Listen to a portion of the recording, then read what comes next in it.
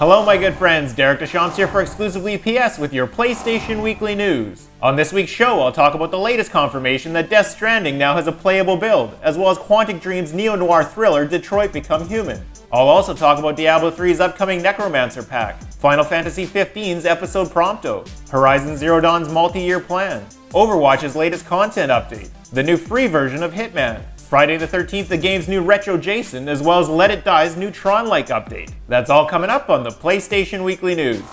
Sean Layden, the president of Sony Interactive Entertainment America, has confirmed that a playable build of Kojima Productions' upcoming title Death Stranding does exist, and in fact, he has played it. When asked recently by The Telegraph whether the game exists beyond the concept stage, Layden stated it's up and running and that its progress has been aided tremendously by the use of Horizon Zero Dawn's Decima engine. He then went on to state that he's actually played some of it himself and that the game is as revolutionary as Kojima has promised and more. He also stated that despite having played the game, he couldn't explain to you what the game is. This isn't the first time we've heard that the game's concept is so unique that it's difficult to understand. Mads Mikkelsen, one of the game's actors, previously stated he was totally lost when Kojima tried to explain it. And Kojima himself stated last week that when he first presented the game to his team, no one got it.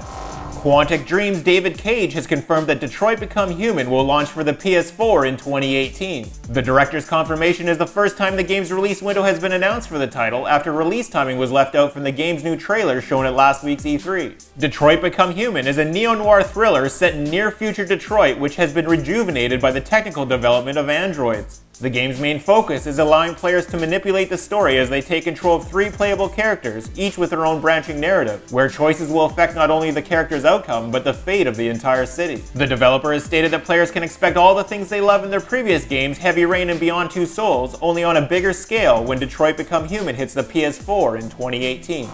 Blizzard announced this week that Diablo III Rise of the Necromancer pack will be hitting the PS4 on June 27, 2017. Rise of the Necromancer will include the new Necromancer class, a half-form golem pet, the cosmetic wings of the Crypt Guardian, 2 extra character slots, a Bloodmaster pennant, as well as a Necromancer-themed portrait, banner, sigil, and accent. The pack will be released alongside the game's free 2.60 content update, which will add new challenge rifts, the Shrouded Moors Zone, Temple of the Firstborn Zone, and a new portal world called the Realms of Fate. Blizzard has also stated that a new Diablo III Eternal Collection will be released at the same time as the pack, featuring both Diablo III Ultimate Evil Edition and the Rise of the Necromancer pack for an introductory reduced price when it hits the PlayStation Store on June 27, 2017.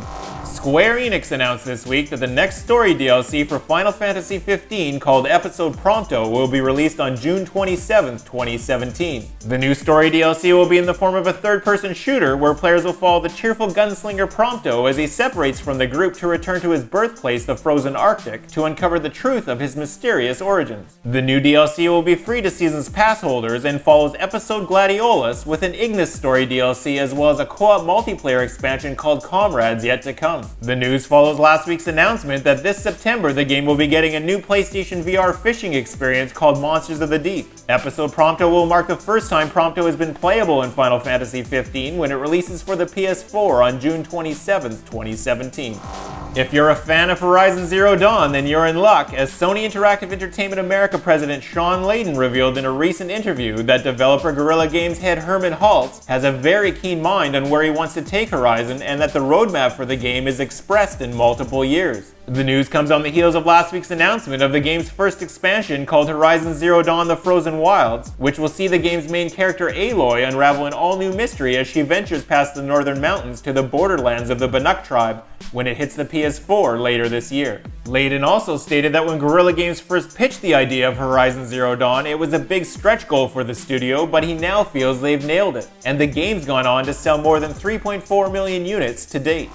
Blizzard announced this week that the next big content update for Overwatch is available now for free to all players. The content update features the addition of a new map called Horizon Lunar Colony, which was previously unveiled in May. Horizon Lunar Colony is an assault map set in a scientific base on the moon, which has been used by scientists to study the effects of prolonged extraterrestrial habitation on both humans and apes, and was the former home of the game's iconic character Winston. The content update also includes the addition of 2 legendary skins, Ani Genji and Officer Diva, to classic loot boxes, balance changes to McCree, Roadhog, and Reaper, as well as various other tweaks and fixes, and is available now as a free download to all players.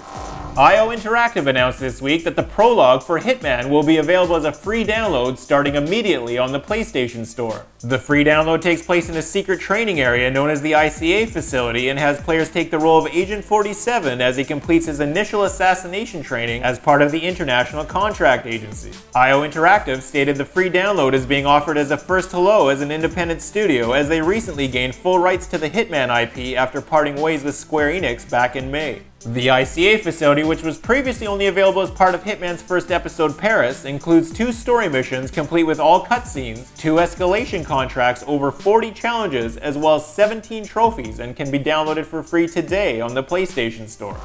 Gun Media released a new free content update for Friday the 13th the game this week that includes a new retro version of Jason, complete with an original chiptune track created by Mitch Murder. Gun Media stated they released the update as an apology for the game's rocky launch, which encountered numerous server issues, in hopes that players will give them a slight reprieve as they continue to improve and fix the game. Friday the 13th the game is a Kickstarter-funded asymmetrical 1v1 survival horror multiplayer game where one player takes the role of Jason Voorhees while the remaining 7 players take control of camp counselors who must survive the night. The new content update also includes new clothing for every camp counselor as well as 13,000 customization points and is available now for free to all players.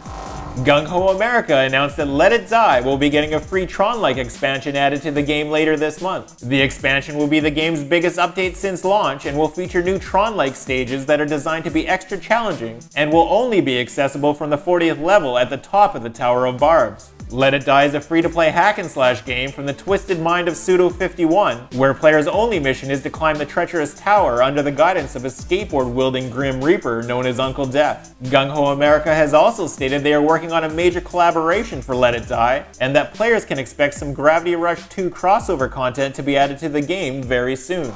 That's all your PlayStation news for this week. I'm here every Friday with a brand new episode. To stay up to date with all the latest in PlayStation, be sure to subscribe. I'm Derek Deschamps for Exclusively PS. Thanks for watching.